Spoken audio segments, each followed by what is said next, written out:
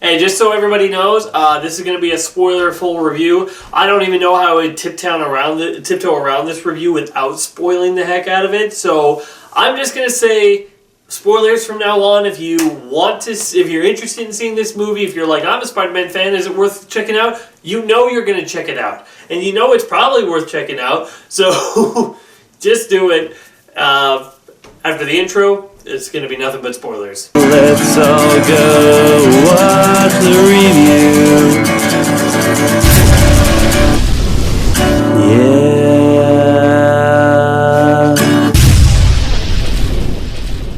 Hello everyone, I am LaserDude and welcome to another review. Today we're reviewing Spider-Man No Way Home. This is the movie starring, I'm not even going to get into that. It is, the third in the new Spider-Man trilogy, but it is a movie that is branching beyond universes, gathering members from all the different movies and putting them together into one film. So yeah, let's get into it. This is the movie that has all these different characters that you're going to get into. And as I said, spoilers, so this is the last warning. We got William Dafoe. We got Tobey Maguire. We got Andrew Garfield. We got Alfred Molina. We got Tom Holland. We got... Everybody is here. Everybody that matters is here. And I will say this is a movie that after watching it, I was like, wow, there was a lot happening, there was a lot going on, a lot of characters I had to juggle, and some stuff I really liked, and some stuff I thought was really, I don't know, this is a real tough movie for me to review, because I feel like this movie still has a lot of the problems with that the original the other two in the Home franchise has had, where it's like some of the setups or the ways it gets to certain places are quickly rushed and a little lazily put together, but once you're there, you're like invested in what's going on, and the actors are all really good, and the characters are all really good, and the situations that they're placed in is actually interesting, and you find it that you still want to follow them through it, and you do, and you get to the other side, and you find yourself, at the very least, coming out saying, I had a lot of fun with that movie. And this movie has a lot more going on, because if you've kept up with the Spider-Man franchise,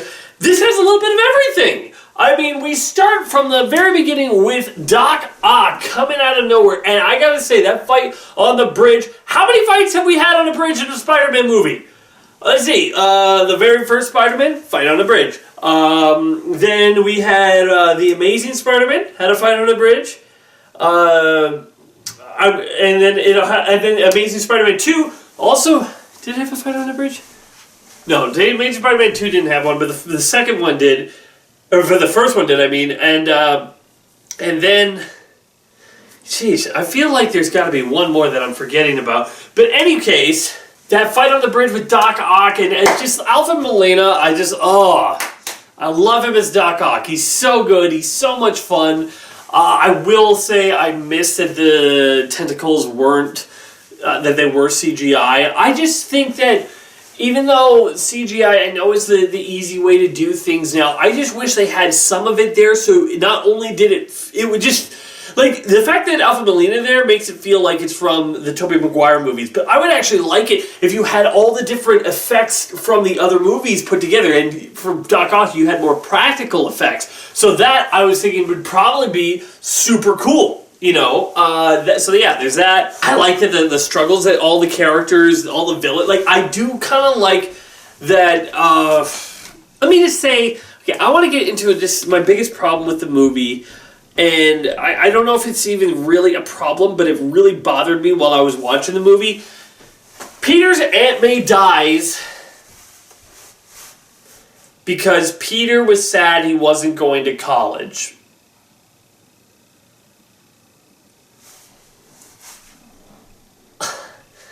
I don't know. I mean, I guess this is another thing, is teaching him the responsibility. I guess it's weird because it's backwards for me with him being Spider-Man already. That whole lesson of, here's him trying to do something selfish for himself and, well, for his friends, so it's not completely selfish, and it ends up backfiring and ends up getting his aunt killed. But part of me is just like, this feels like it was such an easy solution. Even pressing the button that Doctor Strange had and sending all the people back to their original timelines, that's not a bad thing, really. I mean, look, it's not... I get that you want to be the person to help and save everybody, but these are people who have made their choices to do evil things, and it's not necessarily up to you to solve it. Not everybody can be changed or saved. And I get that that's kind of the point where it's like, but you're the hero, you've got to make the sacrifice and do that. But it's just like, yeah, but not at the cost of innocent people's lives. This is the thing. This is just a thing for me in all of fiction, is when people give murderers and killers too many chances. You know? Like, sure, it's like and I'm not saying there's not a character who was a murderer killer that has turned good and that I've grown to like, but I mean, it's just like, you gotta atone for your sacrifice. You gotta actually feel bad about it, and a lot of times they just don't. And in this case, Peter trying to save all of these supervillains actually put other people in harm's way, and that's the thing, is like, try to save somebody to an extent, but as soon as they start putting other people's lives in harm's way, press that button. You owe them nothing. And I was thinking about this as just like, I wish we could have seen what happened to them. You know, it's like, maybe can we see what changes in their universe? Like, that's just something I was hoping to see in the after credits. Like, what if we get a scene where... I don't know. I was going to say where, like, Electro saves Gwen, but then I was like, well, if he doesn't have his powers, there's no way he could actually do that. But, you know, I just wanted to see what their universes were like, if they were made for the better afterwards. You know, was Norman saved and didn't have to die, and therefore, you know, was able to be a friend to Spider-Man or something? I don't know. There's just a lot of stuff that I was just like, kind of... And there's a lot of villains in here. However, since they're all characters that I've seen before and know their motivations, I finally got to play with them a little bit, which I liked. I liked that they got to play with them up and that everyone was talking and that they got characters. Like, Jamie Foxx is way too talented to be playing this smaller role. You know, I mean, he's way too much of an A-lister to play this smaller villain role, but he does, and he plays it good. And I like how they change up his character. Like, his character in Amazing Spider-Man was really pathetic, but in here, I like that they kept that power-hungry drive that they got him, but they got rid of that craziness. Then they just, you know, wiped it away with, like, this universe has cleared my mind up. I'm acting different. You know, that's enough for me. That's all I really need. You know, as he's not the pathetic, Spider-Man, Spider-Man. And, yeah, I'm all over the place with this. I'm just going over, but I liked him. I thought that he actually had a chance to be Electro, and that it was funny. Turn on the light. Electro, are you messing with my lights? Everyone's messing with my lights! Now, I will say this, the whole thing with, like, you know, Peter, you know, trying to get his... You know, everyone to forget that he's Spider-Man, and then the spell goes wrong because he keeps on trying to, you know, hang on to it, and he keeps on trying to make selfless decision after selfless decision, and it's just like, I get that. I like that. Okay, let me put it this way. I like how it ends. I really do. That's a typical Peter Parker thing. This is how Spider-Man One More Day should have happened. This is how Spider-Man One More Day should have happened. You know, it's like that. This whole, I love it that it was like, it's bringing in Spider-Man Spider-Man's enemies from all different universes who want to kill him and who know that he is Peter Parker. And so the only way to erase all of this is to erase everybody's memory that Spider-Man is Peter Parker. Which, one question, does this have ramifications for Andrew Garfield's Spider-Man 2? And Tobey Maguire's Spider-Man? Because think about it, they flippin' are Peter Parker. So I guess so it's like, is Mary Jane in Tobey Maguire's universe not going to know who he is? Is like, well, I guess nobody really knows now who is alive in Andrew Garfield's universe. So maybe that isn't that big of a deal for Andrew Garfield.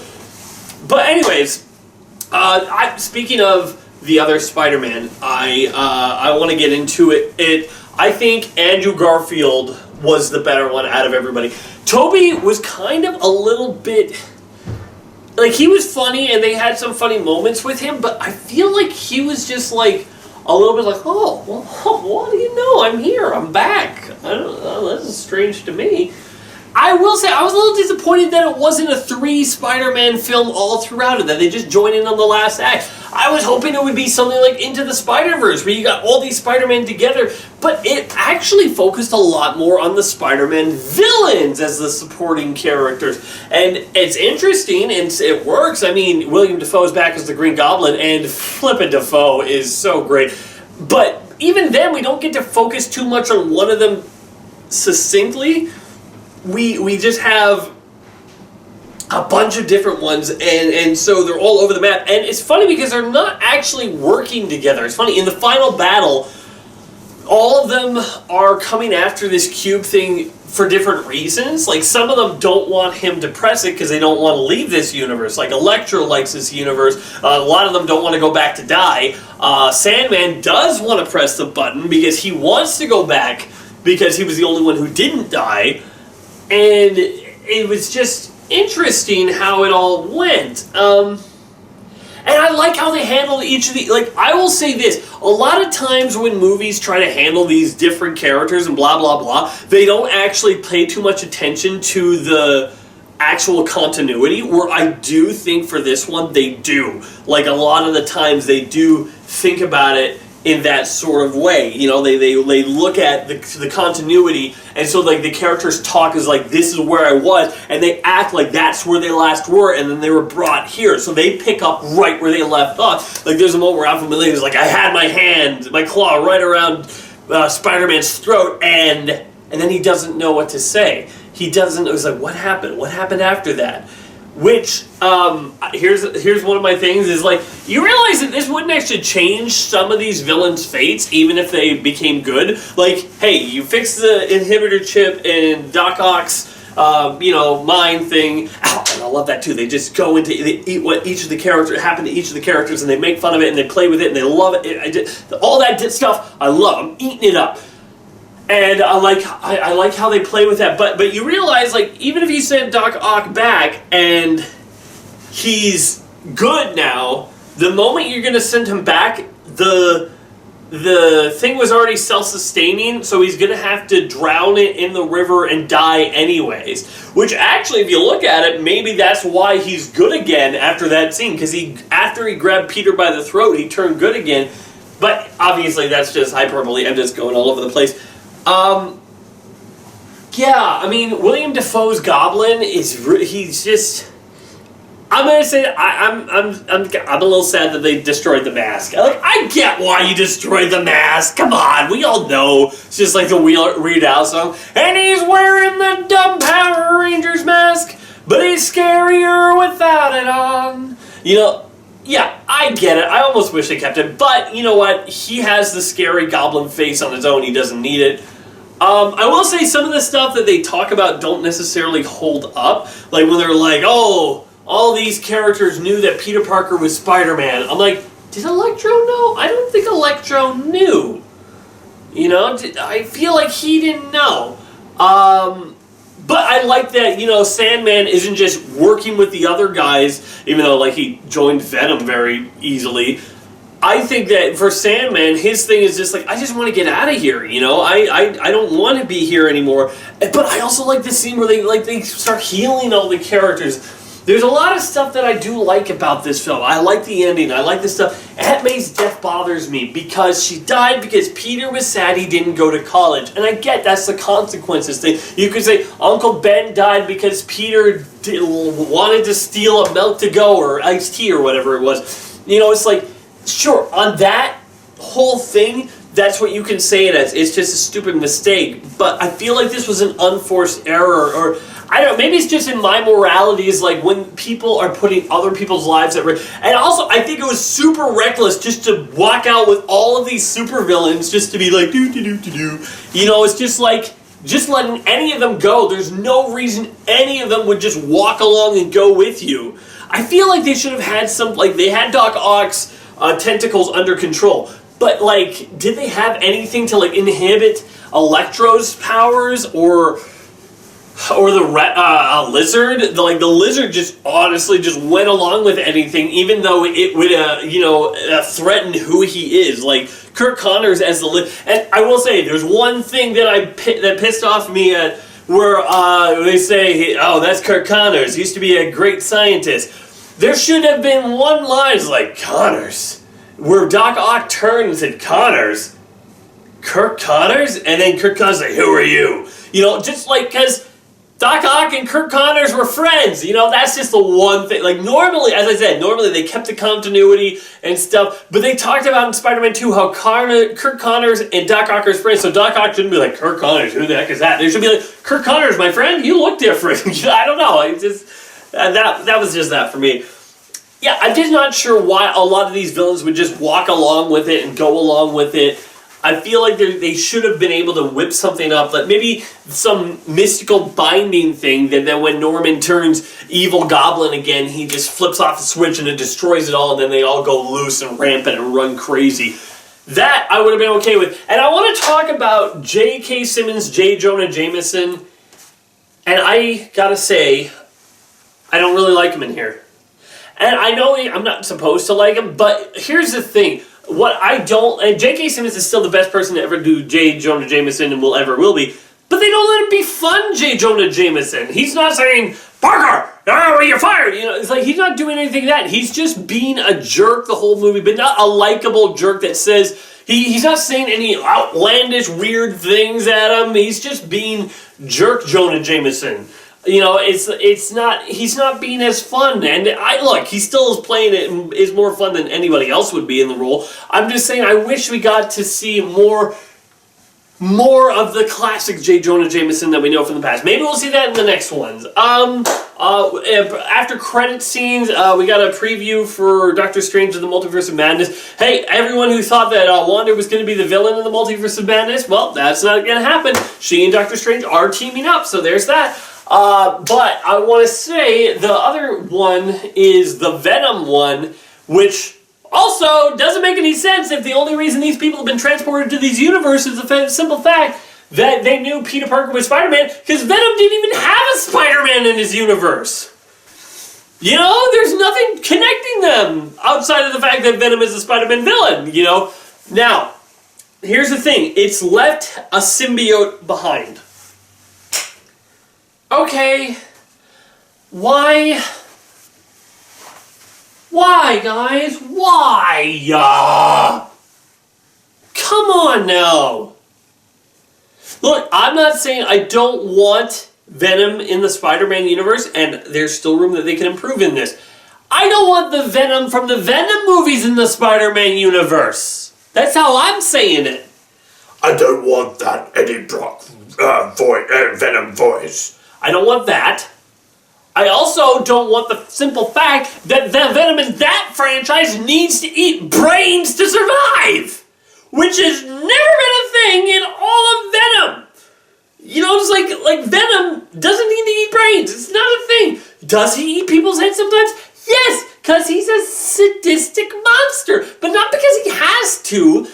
Peter losing his inhibitions as the symbiote starts to take over, that is something that happens, and I will say that is something that I would be interested in seeing and checking out in this movie with Tom Holland. That, I think, would be great, especially since there's a lot of trauma that this Venom could feed off of. Iron Man, Aunt May, Uncle Ben. The fact that he's never going to meet up with MJ again. Not Mary Jane, MJ. That whole thing. That whole thing going on. I think that's the things that is just like he's never going to meet up with her again. He's never going to do anything like that. That's super tragic, and that's a lot of sadness for the Venom symbiote to feed off of.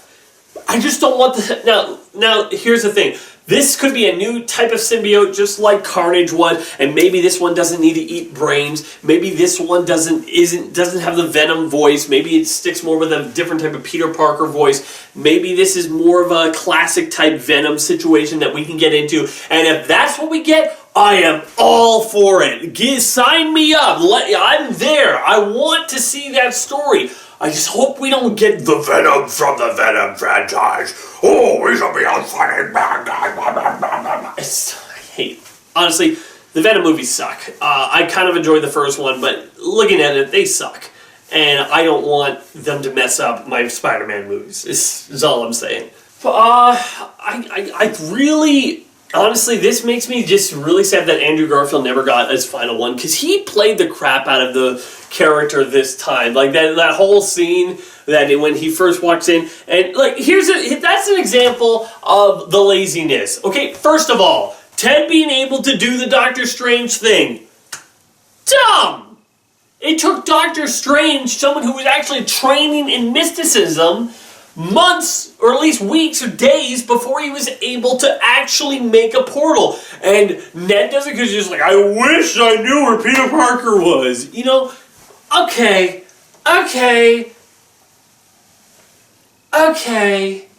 Look, unless we see Ned being trained, well, I guess now he has no memory that he ever did that. But, unless he's like a protege to be the next flippin' Sorcerer Supreme after Wong, which I kind of love that Wong was the Sorcerer Supreme now because Doctor Strange got blipped, or got snapped, and then got back in the blip. Anyway, yes, okay. What else? What else do I have? But yeah, see, and that's an example of lazy writing, because, like, he brings him up, and then, hey, I'm Spider-Man, I just came here, I've been looking around, you haven't seen me the other parts of the movie, but I've been here the whole time, I guess, and now I'm just going to show up for the climax. It's just like, I would have rather to see, like, this be a 3 Spider-Man movie, where all of them get to feel like their finale is you know, it's been... Their climax has reached its end. And in some ways it does. Like the moment where Andrew Garfield's Spider-Man gets to save MJ, and he stops her, he's able to save her. Andrew Garfield acts the heck out of that moment where he's just like that smile on his face of both sadness but also joy. Like, I did it. I was able to save her. You know, it's not the same, but I was able to do it. Love that. Yeah, he was really good in the movie. Made me just sad that he didn't get a third one. But you know what? Tom Holland is still a really good Spider-Man. And the end fight scene with Goblin, where he's like holding the glider and is about to do it, and then they stop him from doing it, and then they cure him. At that point, I was on board. You know, at first I wasn't on board with the saving these bad guys because, you know, they're terrible. But by the end, I was just like, this is a really heroic thing that they're doing. Even though Green Goblin killed his aunt and these characters have done so much, you know, the fact that they keep trying, they get back up and they try to help them and save them this time instead of allowing them to die. You know what? It's a good twist. And I that's when I was fully on board for this movie. Because I'll be honest, this movie has a lot of things where I was just like, I don't even know how to start. Let me tell you this.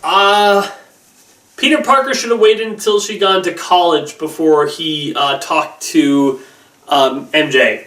Just because now he'll look like a stalker if he goes to, if he goes there and then he's like, oh, you again. Now he looks like a stalker. I'm just saying, like, it would be a little creepy. Now, I think that, let me put it this way. If my wife, because I'm married, if my wife lost all memory of me and had no idea who I was, I would not give up until, like, okay, I would try to have a little bit, not that he actually handled it pretty well. A lot of times people just run up and they're like, hey, you don't know me, but I love you. You're the love of my life. And I'm I know that girl. That's my wife. It's like, okay, George Bailey, okay, chill. I mean, in Peter Parker's defense, he handled it pretty well. I mean, he didn't ask her out or anything, but I'm just saying, I would make sure that I would put myself in a scenario where, like, let me put it this way. If all of our memory and history was erased and she was back to where she was, I know what church she would go to. I would just go to that church, join the worship team with her. I would do that until we would meet, have a, some rapport with each other, get some back and forth, then ask her out, and then boom, start it all over again. I'm just saying it's not an unwinnable scenario. And then from there, you can rekindle your friendship with Ned. Stuff like that. Now, it's going to be tough because eventually you would probably screw up a couple of times. And if you get them, but once you get them to the point that you know that they, are comfortable with you and that you're friends again, and that you could feel like you'd trust them with your secret again, I would tell them Spider-Man and tell them what happened. Tell them that everything that happened. And yeah, that's what I would say. I'm just saying it's not an unwinnable scenario. It's kind of sad that he's given up on him, but of course that's just the way the movie ends and will make you feel bad, and the next time something else will happen and maybe you'll get the memory back. We'll see. Did we even have 6 villains? I just couldn't even count in my mind. Doc Ock, Green Goblin, Sandman, Electro, the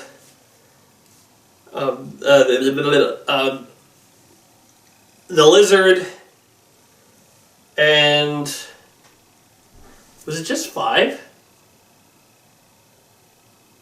I feel like I'm missing someone. Yeah, it was just 5, wasn't it? You were so close to a Sinister 6. Doc Ock, Green Goblin, Sandman, Electro, Lizard. Dang. Would have been fun if the Vulture joined in on this. Try to just capitalize on it or something. I don't know. But yeah, 5. One more from the Sinister Six. Dang, that sucks. But in the end, it didn't really matter because they were not working together anyway. I guess Venom was the last 6 one, but didn't actually do anything. I don't know. Yeah, so, okay, what am I going to rate this movie? When it comes down to it, I think that this isn't necessarily the best structured of films. I enjoyed it a lot, though. So I think I'm going to end up giving it a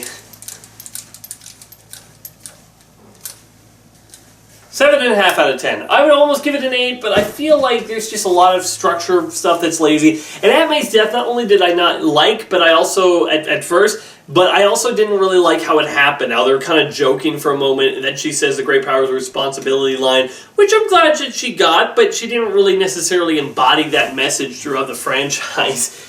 But hey, you gave it to Aunt May, nothing wrong with that, and I like that you brought it back into the Spider-Man franchise in a somewhat natural way, other than, pussyfooting around it. But hey, you got it in there, you said it, you done it, and I just feel like her death was a little bit like she was joking around, and I'm like, well, you're gonna die, aren't you? Oh, I guess she's not, she's fine. Oh, she did die, okay, whatever. But overall, I think it still is a good movie and fun movie, and I enjoyed it a lot. Even the Doctor Strange is in this. I haven't really brought him a whole lot, but he's actually really a lot of fun. I like him a lot. And yeah, so overall, that's all I really have to say about this. Thanks for watching, everybody. And I'm interested to see where the Spider-Man franchise goes next. Especially now that nobody knows who he is. None of the Avengers know who he is. Everybody's just so, they know him as Spider-Man. It doesn't mean they're erased their memories of Spider-Man. Everyone's memories of Peter Parker, though, have been erased. And that's crazy to me. So, anyways, I guess Peter has to start working on those fake IDs. So, yeah, I am Lazy Dude. See you later. Be sure to check out some of these other videos on my channel. And wait for more coming soon.